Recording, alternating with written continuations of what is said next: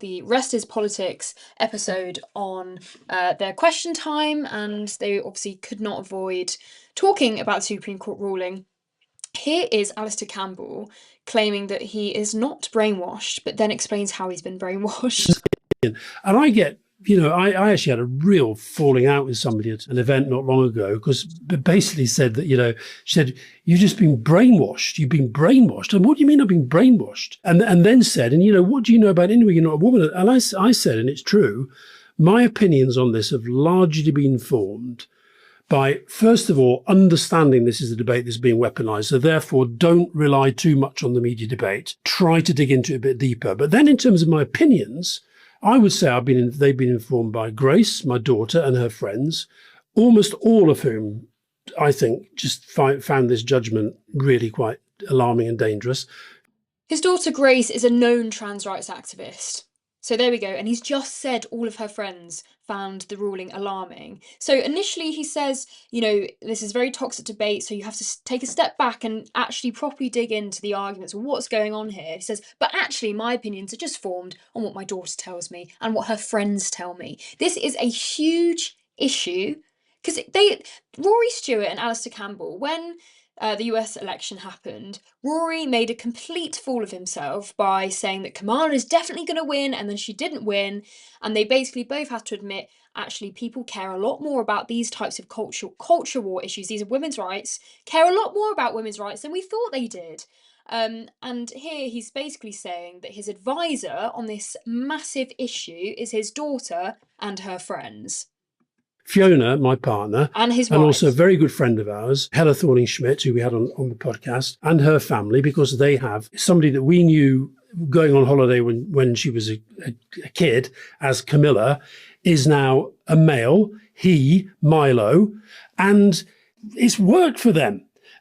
So the third advisor here is a family who have transed their daughter, and what's concerning here is that Alastair is referring to the child as male, as though the child has actually changed sex. I don't know whether he just used that word to mean she identifies as a boy, or whether he actually believes that it is possible for a child to change sex. But we know what these parents will be saying, because they are the Japanese soldiers of trans ideology, because they will never be able to face up to the fact that they have allowed their child to potentially, I don't know about this individual child, but if they've socially transitioned their child, they will be going along with things that will lead them down a path towards medicalization, which are irreversible changes to an otherwise perfectly healthy body. Those parents will never be able to face up to the fact that they have allowed that to happen. Of course, they're going to be pushing trans ideology, and Alastair Campbell has admitted that they are one of his 3 main advisors on this very topic. It's worked for them, I think, in part because they've had support, understanding, and a legal framework that kind of is a bit clearer.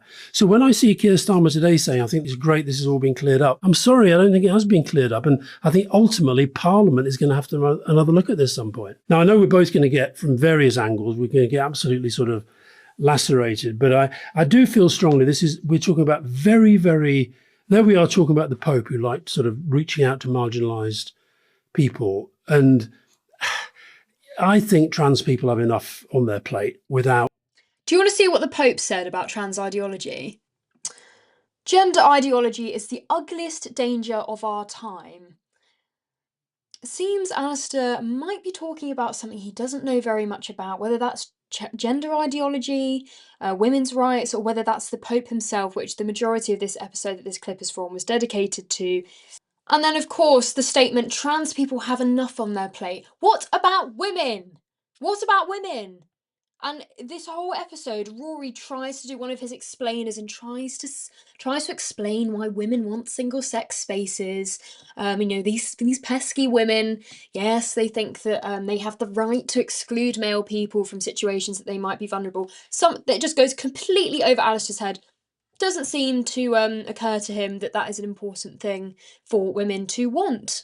But it's absolutely fine because he's got his 3 advisors, his daughter, his wife, and a family who have trans their kid. Oh, and don't forget what his wife has in her bio. Proud to be woke. Oh, I wonder. Oh, a feminist, a woke feminist. Brilliant. So you're definitely going to be getting all of the information about what really goes on inside gender clinics and what is really important for women's safety. There was so much stuff I could have spoken about today, but I really just had to get that off my chest. I don't care that Alastair Campbell and Rory Stewart are doing this whole centrist dad thing. What concerns me, and they can say what they want, what concerns me is that people watch The Rest is Politics and they see Rory Stewart and Alastair Campbell as like a beacon of truth. And they think that it's a balanced podcast because Rory's a Tory and Alastair was Labour. And so they're coming at it from slightly different perspectives, but they are just blasting the same establishment liberal shite. And even look at Rosie Duffield here saying this is precisely why the Labour Party has been so woefully ill-informed about this issue and the law. Trans kids in Labour's royal family and tiny inner circle have informed their feelings rather than actual legislation. So there we go. I'm sorry I made you sit through that, but I just had to get it off my chest. Thank you very much for watching. I'm Connie Shaw. Subscribe to Reason UK if you haven't already.